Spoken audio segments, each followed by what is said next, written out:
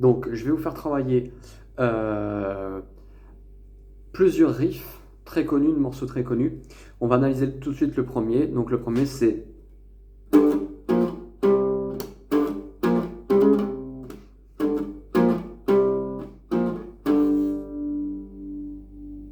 Donc là, on va faire ce qu'on appelle des power chords. Alors, qu'est-ce que c'est power chord? En fait, c'est tout simplement, on joue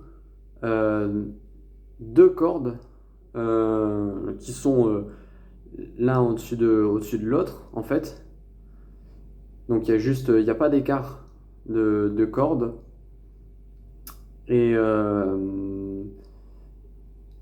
en fait, l'écart va être de deux cases. C'est-à-dire qu'en fait, donc là, on est sur le sol, on est avec l'index, voilà. Donc en troisième case.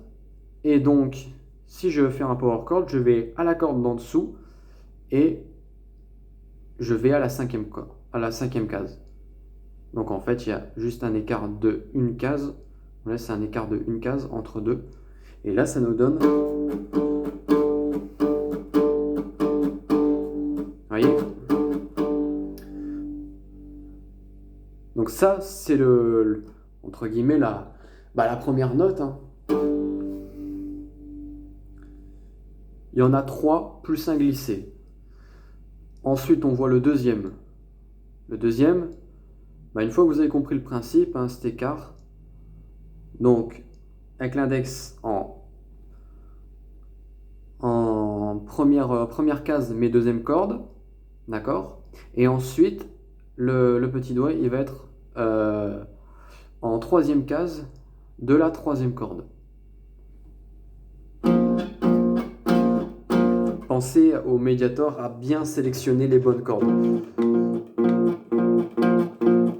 Donc faites principalement accentuer le jeu du Mediator, principalement dans cette zone, forcément. Ensuite, le troisième. Donc c'est le même que celui-ci, mais décalé. Donc index en Do, en troisième case, deuxième corde, et le petit doigt en cinquième, donc il est en Sol, donc c'est cinquième case, troisième corde. Voilà, cinquième case, troisième corde.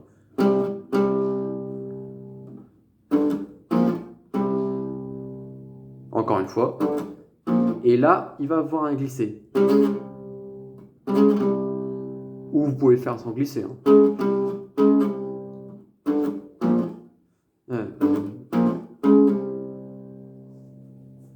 Vous pouvez le faire soit comme ça, ou comme ça. Donc c'est pareil, c'est exactement la même chose, sauf que c'est juste décalé d'une case. Voilà. Donc vous voyez, c'est vraiment pas compliqué. Et puis, voilà, quoi, c'est assez fun.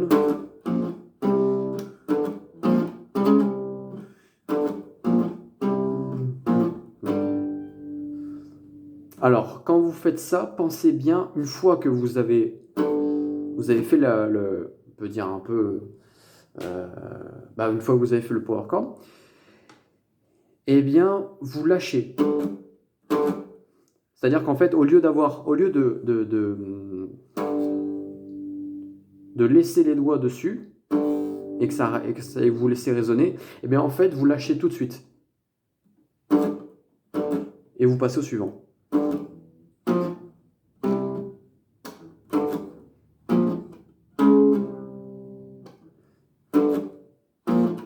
Vous voyez, je lâche, hein.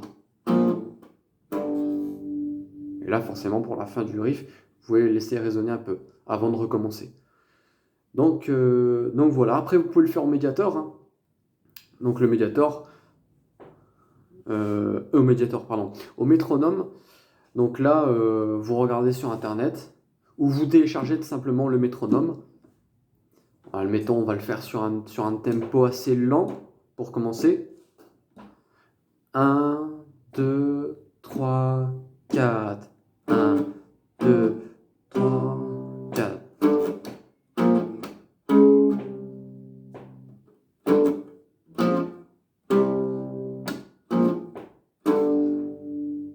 Quand vous terminez le riff, en fait, vous terminez sur le... Vous pouvez faire aussi avec le battement de pied, le métronome, si vous n'avez pas de métronome, vous pouvez faire avec le battement de pied, moi je le fais tout le temps. C'est assez efficace et ça permet de voir où vous en êtes au niveau du temps. C'est-à-dire que quand vous terminez le riff... Attendez. 1, 2, 3, 4, 1...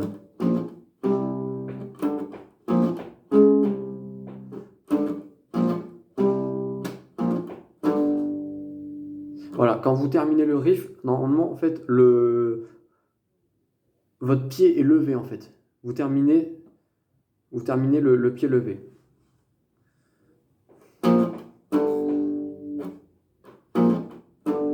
Et également l'avant-dernier. 1, 1. Ok 1, 1.